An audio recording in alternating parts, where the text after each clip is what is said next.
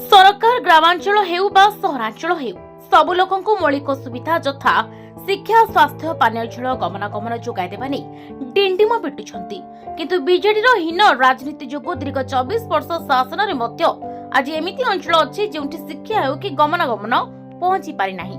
आमे कहूछु बौद्ध जिल्लार हरभंगा ब्लॉक सदर महकुमा ठारू मात्र 3 किलोमीटर दूर रे थिबा घोड़ाडिया गां कथा। गाँव अनेक दिन हेब एक पोल निर्माण सह स्कूल अंगनवाड़ी केन्द्र निर्माण दाबी हुई आसुथिले भी ताहा केवल प्रतिश्रुति सीमित रही। बीजेडी 24 वर्ष शासन और स्थानीय पूर्वोत्तर बीजेडी विधायक तथा मंत्री प्रदीप कुमार अमात लोकों दाबी पूर्ण करिपाले नाही, जहाफल प्रत्याख्यान कले एवं नुआ सरकार को बाछिले। गाँव में 30 घर ऊर्ध्व परिवार बसवास कर गाँव पानी 700 फुट पालटिछि। नाल दे जिबाको पड़े आज पर्यंत बहु बार दाबी करी आसुथिले सुधा एजे नाल उपरे पोलोटी निर्माण होई पाला नाही बोली अभियोग करिसेंती ग्रामवासी।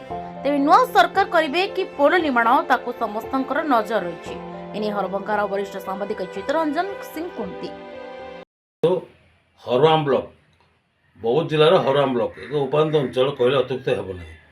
हरवाम ब्लॉक रो चारिछक सदर महकुमा बाणीभूषणपुर ग्राम पंचायत घोड़ाडिया गाँ से गाँव में रास्ताटे ना नाल ब्रिज एपर्यंत है फल नाल लोक मैंने वर्ष सारा नाल पार होसा करते स्कूल ना शिक्षा ना स्वास्थ्य ना बड़ असुविधा भोगुं। नाल लोक मैंने प्रकाश था कि किछि दिन तले गत वर्ष नाल भासी गोटे लोक मृत्युवरण करता सेपरी मारड़ा उदन नालटे ना से नाल ब्रिजटे ना फल लोक मैंने यातायात घोर असुविधा भोगुं। तेणु आम दीर्घ 25 वर्ष भितर बीजेडी सरकार समय नालटे निर्माण हो पारा ना।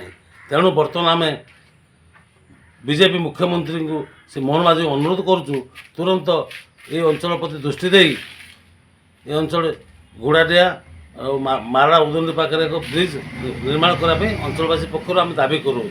ए दिगरे सरकार स्वतंत्र दृष्टि दिंतु।